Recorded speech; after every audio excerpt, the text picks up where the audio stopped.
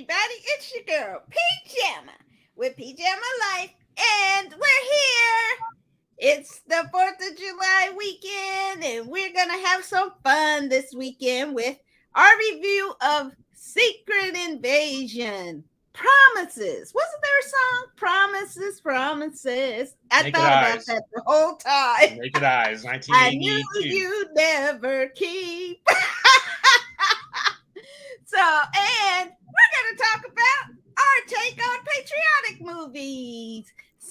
But I got to do it with my two besties, right? Meow. These two guys right here. I did that sound for David's pick for patriotic movie. And so let's go to our guru of all things Star Wars and collectibles. Let's say hey to David. Happy birthday, America. Thank you for joining us tonight. I'm David Downey, and even when I am out of Pajama Life, I'm still in. Yeah, you got to hear something crunch when you say that. And it's our buddy, the professor of all things Marvel, which we need right now. Anton King, say hey to Patrick. How are you, sir? I am quite glad to be here. I just got back from visiting one of our other cities in the U.S. It was not nearly as great as I thought it'd be, but got to see the Rock and Roll Hall of Fame, and I'm going to tell you that we're almost worth the trip. It made the trip to Cleveland worth it. I guess it was delightful. Everybody should go see that at least once. It was like going to church. I'm just telling you. Especially if you are a music aficionado. But let's take a look at Secret Invasion. Promises. Let's take a peek.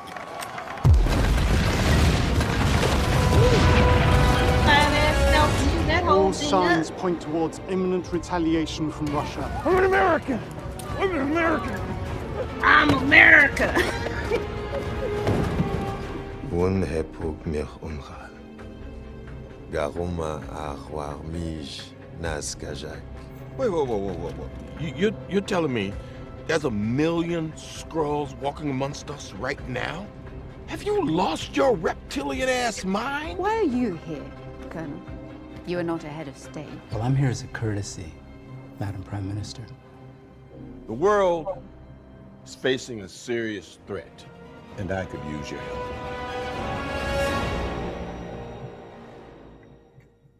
All right, let's have Patrick give us some background and talk to us about Promises.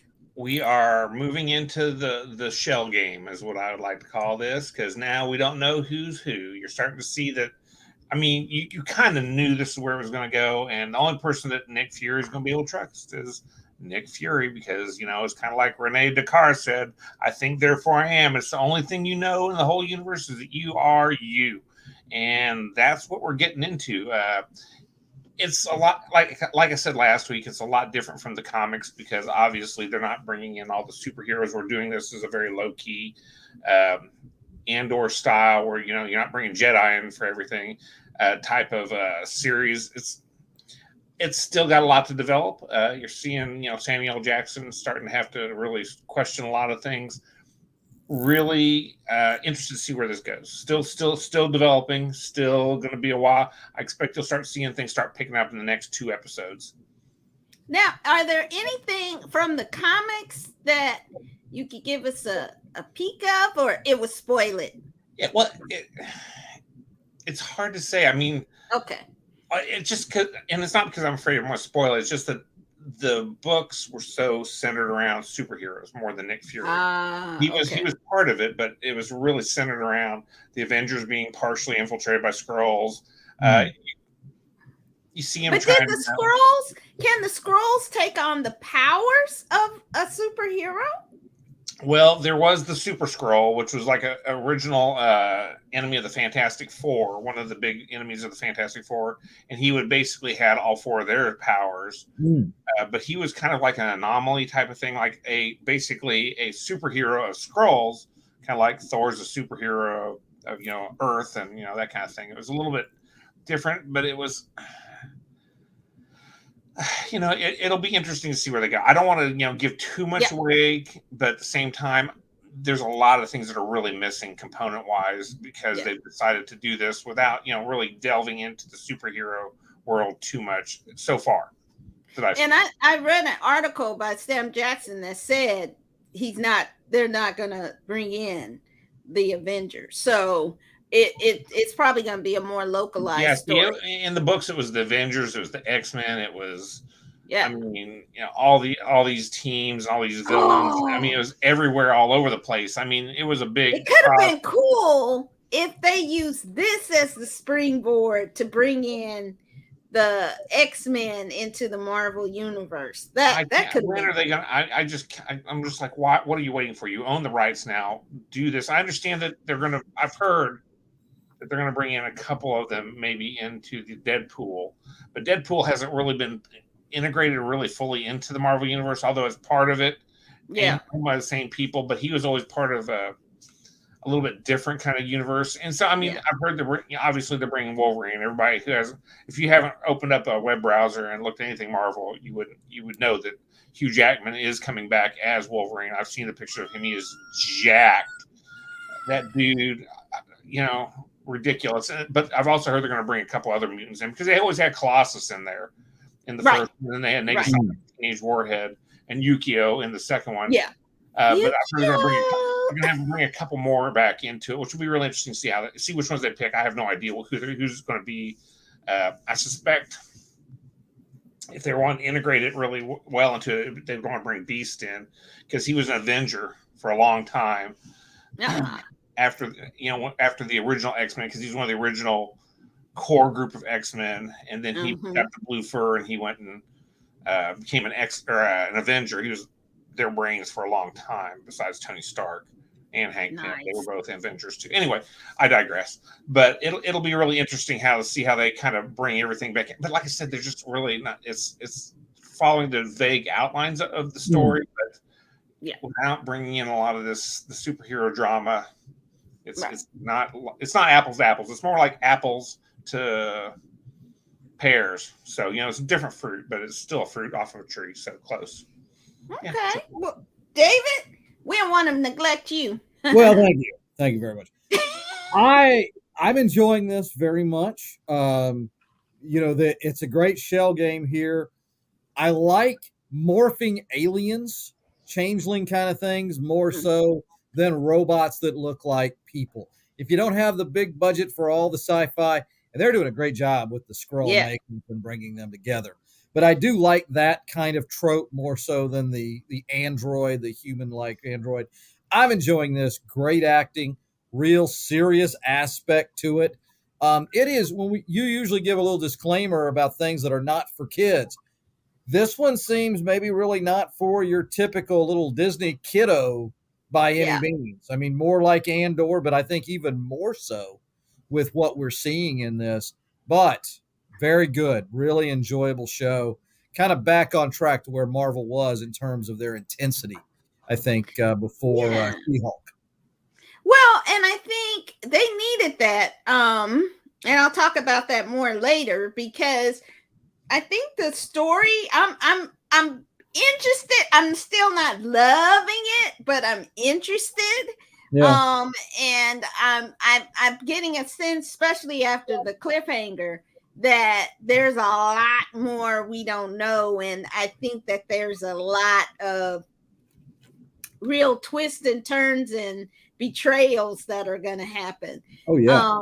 And so, and speaking of betrayals, what's up with Rhodey? He better be a scroll because I was all the way mad at my man for coming at Nick Fury sideways the way he did. I did not appreciate that at all. And I was like, why they do his character like that? Business is business. Don Cheadle, if you're watching, you come and talk to us on this show and tell us why you did that. Well, Rhodey's pretty straight-laced. I mean, kind of a chain of command guy. I mean, that is par for the course. Always has been, yeah. Yeah. I mean, look at how he was with Tony. There is some deeper Civil War. stuff He's in one of the there. guys who's like, got to follow the chain of command. You got to, you got to, sign the accords because that's what we do. We got to be put in check. Someone's got to be giving us orders. Yeah, he's always been that guy. Always. I don't like it. I thought there was some deeper stuff in there, and I was like, that conversation they had, and I was like, he's sitting up there doing it again, messing up. So I'm like, Rhodey, no, don't do my man like that. So, at the final scene, I didn't like that. So I want to see where that goes because I want to know what's up. Although I do love the actress, she has been around for a long time. Charlene Woodard, and she's just fantastic. So I want to see what direction they have with this because if something can go down, I think she's a great actress that could do, something really special. But yeah, it was a solid episode. It really is. I know it's only 6 episods, so it's going to ramp up here. Third of the way gone. Yeah, they got to. Yeah, we're a third of the way in, so 3 and 4 are going to be just crazy insane. I'm sure the way the other series have gone. So I just can't wait to see what they do. But I think it's poignant too that after the big discussion he had with Rhodey, you saw him afterwards very vulnerable. And so I think it's interesting how they are making this Nick Fury very vulnerable and very reflective. He's not just coming in there like I'm beat your ass kind of. I mean, he does, but first off, he's tired.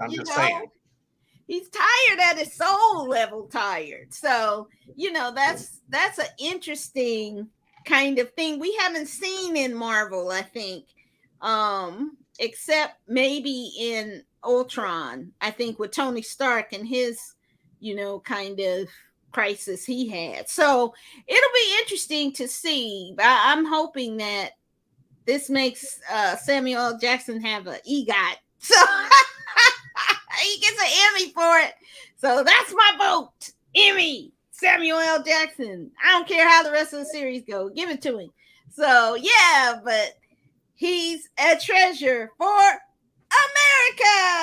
And so that leads us into this is the 4th of July weekend. So we thought we'd take a look at the patriotic movies that we really enjoyed. And so we're going to start with Patrick. Okay. Let's see Patrick's pick. It is The Patriot. Kind of on the nose for it, but Patrick, go ahead and talk about The Patriot. And why you like this as a patriotic movie. I can do that. Kind of in the title, but this movie is a great period piece. I mean, it's interesting to see what some people really did sacrifice for our freedom from England. Had a delightful villain. Jason Isaac is so good at being a villain. He is such a great villain in this. Had late Heath Ledger in there. Now, I know Mel Gibson has a real life villain fallen into disfavor over the past several years, but he has made some pretty decent movies, and he's a great example of an artist. You love their work, but you hate the individual. Braveheart was a great movie too, just FYI. But similar theme to fighting against injustice, a foreign land ruling. I mean he has a type, I guess, for his movies. So but wonderful villain. I mean, really motivational. There's glimpses of humor throughout it that kind of lighten the entire the heavy-handedness of some of the stuff. I mean, because wow, there's some dark stuff going on there, hanging kids and stuff like that, because the British were, horrible at that particular moment. And Jason Isaac was an example of the worst kind of British during doing war crimes before before they called them war crimes. Really, and it's a wonderful shot. Roland Emmerich makes great big budget sprawling movies. He also did another Independence Day movie. Oh yes, Independence Day, which was right in that wheelhouse. Really good to see. Like I said, I just love this movie. I rewatched it this week just to remember how much I loved it. I'm like, God, yes, this is a good movie. God, Mel Gibson's a terrible person, but wow, this is a great movie. So there you go. Yeah, and it was just a shame to see how he just ruined himself. But in vito veritas, people it happens. I'm pardon my French, but there you go. I mean, that's who he is. So hopefully he's learned his lesson. I don't think so, listening to some of the things he said, but I don't prefer. Actually, I don't know if I love this movie, but at the time, it was all the rage, so I did see it. But I remember going, okay. But David, what'd you think of The Patriot? I didn't have the same positive feelings that you all had of it. I thought I didn't think I said that. I thought the villain. I think the actor's a brilliant actor. Yeah, Jason Isaac is amazing. Unless you're from Ireland, I think most people feel like, man, he seems a little over the top to me. They really kind of thought of it as a bit of a comedy, I think, in England a bit. But it was really well done in a lot of ways because of his character. I thought it was really good. So much of the American Revolution, the key battles were primarily fought in the North, in New England, for so much of it. But I do think it was neat to see pieces of it. You saw with the French in there. One thing that I found it was a little too annoyingly politically correct. And I say it from yes, I know where you're going. He has a plantation and he doesn't have slaves. Okay. Slavery, bad. No one's going to stand up on this show and talk about that being good. You have to put people in their context. George Washington was a slave owner, father of our country, etc. But to try, it was almost as if, what's his name there, Mel Gibson, was so focused on, I'm really a bad guy, so I need to come across like I'm a really nice, thoughtful guy, where he took out what would be a inconsistent, hypocritical aspect of freedom versus the slavery that was real and was there and was a part of things. In fact, it was more so that the British were more apt to say, join our side and get your freedom than the colonists. That was something. He did that in Maverick, too, where he was very pro-Native American as the gambler in the Old West. It was a little, you're trying too hard, I thought, in that regard. But it was grand in its scape. And it is a fun movie to watch.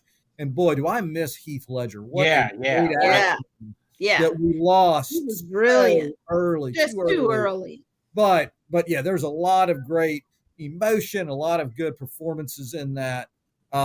Neat movie though. I don't want to get too harsh on it. But yeah, it was some neat stuff, and definitely a summer blockbuster when it came out. Oh yeah. Okay, next up, David's pick, or is it my pick? Whose pick? I don't know. Show it, babe. Oh, it's mine. David's. I had such a hard time picking a movie on this. I grew up on these World War II movies and those things, but this one I thought was really one of the best. It was an epic story. Midway, one of the crucial early battles in the South Pacific during World War II. It helped turn the tide. It really helped change things after the horrible disaster of Pearl Harbor on December 7th. This cast is tremendous, with Charlton Heston as a fictitious character that kind of drives the story. Peter Fonda as Nimitz. Hal Holbrook, really, and he kind of, you'd think this is a Hollywood thing if you've seen the movie. He's this very casual guy in charge of their code breaking. He wears like a smoking jacket around, very anti-military looking guy it was real. That was actually something that was truly authentic from real life that was there. I also loved how they tried to have the perspective of the Japanese during the battle in this too. So there were some really wonderful performances by everyone in this exciting, great movie. It was a film in color, as the movie poster would indicate, but they were actually able to use real color footage from the South Pacific and intersperse that with the films. A big cast of characters: Robert Wagner, Tom Selleck, Ponch from Chips, Oh my gosh. Eric Estrada. They were young. I didn't even recognize that was Tom Selleck and Eric Estrada. Oh wow. So a lot of great people in a really Henry Fonda's in this. Yeah. So many great people in this, and a really great movie. I think another one for me that I almost picked was the hold on to it. We'll come back to it. We'll come back to it. All right. Yeah. You go, Pam. You go. Hey, talk to us about this one. Yeah. This one I don't think I've seen Midway. I think it was not one of those that kind of, I would have watched back in the day. But I did check out the trailer, which, trailers back then were really long. And I was like, oh, wow, this movie is like way more. I mean, at first it's like realistic scenes. And so it's all this bombing. It's like almost a 3-hour movie, isn't it? It is. It's long. I remember, because this is going to date me. I worked at Blockbuster. It was a two cassette rental. Ooh. I remember that. Yeah. And the trailer itself is probably 4 or 5 minutes long. And so you get a good piece of the movie right there if you have a history book. Yeah, so it's but looking at the trailer, I was like, wow, when they brought in the part about the Japanese American, one of the character's son is in love with the Japanese American. A really interesting discussion just in the trailer. And so I was like, oh, wow, maybe I will take a look at this. But now, if it's 3 hours or something, I'm not going to watch it. So I think this is something that, especially if you kind of are into this period, that it would be a really interesting watch. And you see some of our great actors of the day in it. So I would say check out Midway. Pat, what about you? Have you seen it? I've seen it. It's been a few minutes, but I always remember that I loved it because it did have everybody in it, and it was really a wonderfully detailed battle. I mean, the way they did it, they stretched it out. I mean, because battles don't happen in 5 minutes like they do in movies. I thought it was good about that, the pacing, and it was, as David mentioned, the point when we turned around, we started becoming on the offensive as opposed to the defensive throughout the entire Pacific War. So it was a very crucial battle that doesn't get a lot of traction in high school civics history. Yeah. Oh, wow. Yeah. But definitely, I think, check it out. It's not going to be like probably as PC as what we think of movies, but it'll definitely be enjoyable. Okay, now on to my pick. Let's hit it. Abraham Lincoln Vampire Hunter. Finally, something historically accurate. I mean, come on now. This was to me one of the most creative ideas based on a book as well, people. Read the book. Seth Graham Smith wrote the book and did the screenplay. And Timur Bekmambetov is a director, and he did some of my other favorite movies. And this is amazing. It's the story, if you're not familiar, that Abraham Lincoln, the Civil War really was about vampires infiltrating the South and using the slaves as their food source, and the plantation owners joined with them, and that's what the Civil War was about, the soul of the nation. And how Abraham Lincoln, the rail splitter, and his silver-tipped axe defended our country against the vampiric threat. I love it. I love it. I just thought it was a extremely interesting. See, look at my face. I'm so super smiley when I think about it. I've just rewatched it and I still love it. Because what an interesting way to think about slavery as someone feeding off the life force of the Africans and enslaving them for power and the agreement of the power structure for that to happen. So take out the vampire piece of it, and it's still somebody sucking off the life force of Africans and enslaving them. So I love this movie, like 15 stars. It's one of my all-time favorites, book and movie. So what do you all think, David? I can't believe that I didn't pick that movie myself. It is actually a really fun flick. And you're so right. So often science fiction is a great vehicle to talk about an issue going on to today, but you mask it with some aliens or something that's a little foreign to give objectivity to it. Yeah. But here, and you just did such an eloquent job of describing what slavery is and how it is something you lived off of people. You sucked them dry. You took everything from them for a parasite, and this. So I think there's so much truth in what you said. It was a wild show to watch. It was a fun show. It grabs you. It also seemed to kind of take the it was the start of a pseudo genre there with the Sense and Sense of Pride and Prejudice. Oh, darn, Yeah. yeah. Zombies, I was about to talk about which that. is by Seth Graham-Smith as well. I would think so. So, all right. So Yeah, he he did that one too. himself there. So, but anyway, a neat film. I did enjoy it. I am a little surprised. It was not surprising on my patriotic list. Doggone it, it should have been. Pat, what'd you think? It's been a while since I've seen it. So, but it did not stick in my memory that much, to be really honest. Man, you wrong. You did ass on that. I do remember the books, and like Dave was just talking about, I remember it was kind of the beginning of that whole genre, and I remember Sense and Sensibility and Zombies. I loved that the whole ridiculousness where they had taken the actual words of Jane Austen, Pride, Prejudice, and put a little bit Zombies. more in there about the zombies, and it made, oh my god, it worked. It wasn't bad. I don't remember hating it and going, oh my god, but it was just not memorable to me as definitely a patriotic movie, but sure. We'll go with that. It had a president in it, so fair enough. I knew you two would pick more serious movies. So Go Hodgenville. That's all I could say about that movie. That was the birthplace of Lincoln.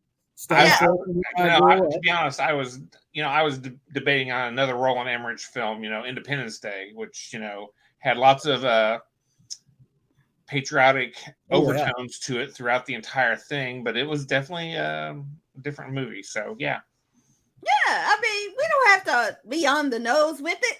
And you know what? You liked. Because a lady's choice, I get a second one. And my second one is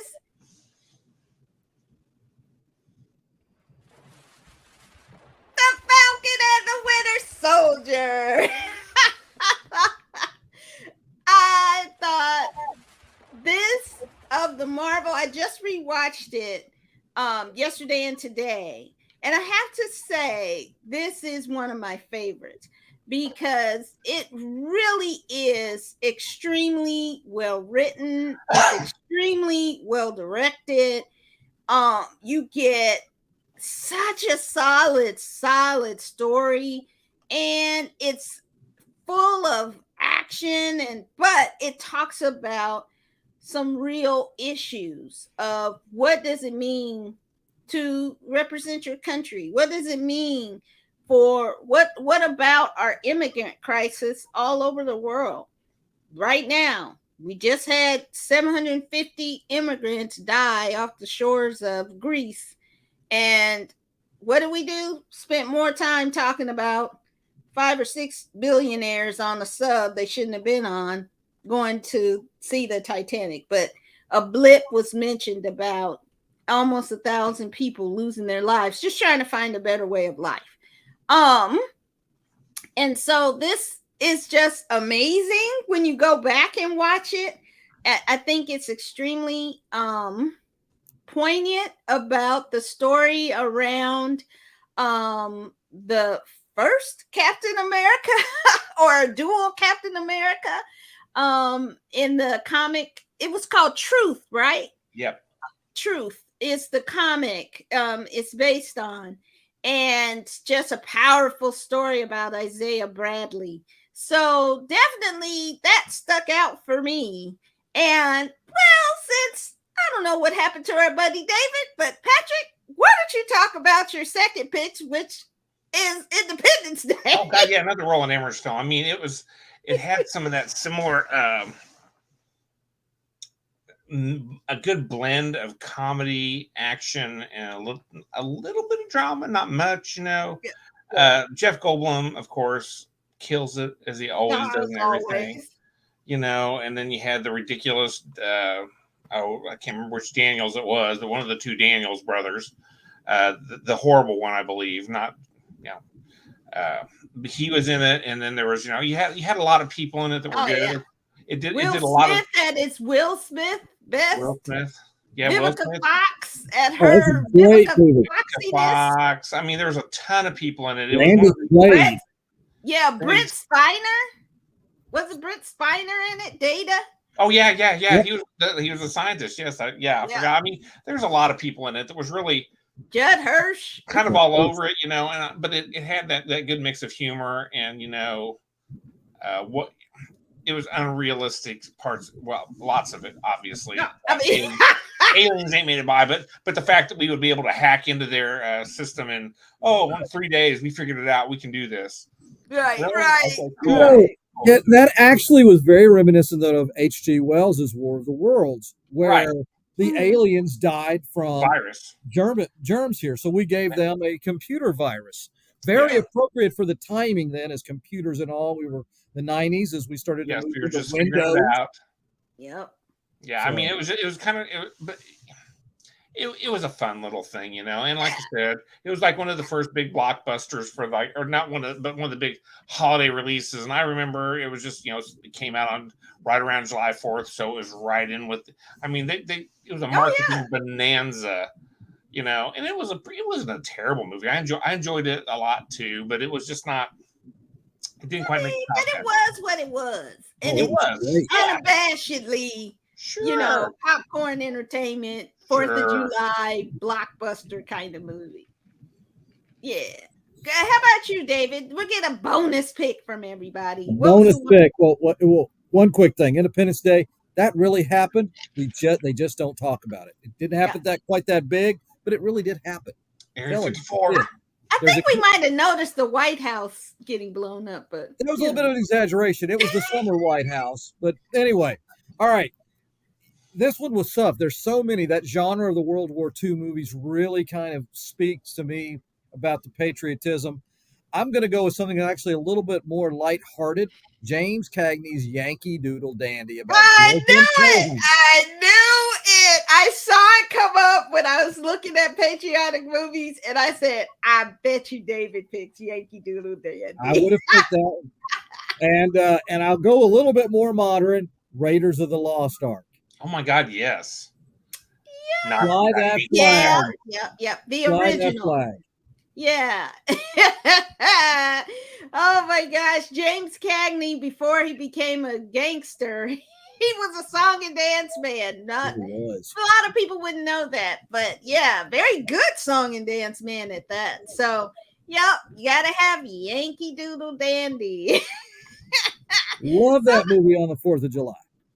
Yeah, well, why not? And why not come and watch more of Pajama Life so you can enjoy all the fun commentary that we may have. And speaking of commentary, let me say something. Y'all better get out there and start thinking about your rights and vote. That's what I'm going to leave us with. Do your patriotic civic duty and vote. I will echo that by saying get out there and learn about the issues before you vote. On top of that, voting's first. Very. And you might yes. want to know what you're voting before you watch a 2-minute commercial and make your decision from that. There you go. Yep. And so David, you want to say good night to the people? Good night, everybody. I hope you have a great 4th of July. Celebrate it. Remember what it takes to be free. And as the good folks have said already, exercise your rights while you still have them. Amen on that, brother. All right. And we will see you next time on PJama Live. Take care. Bye.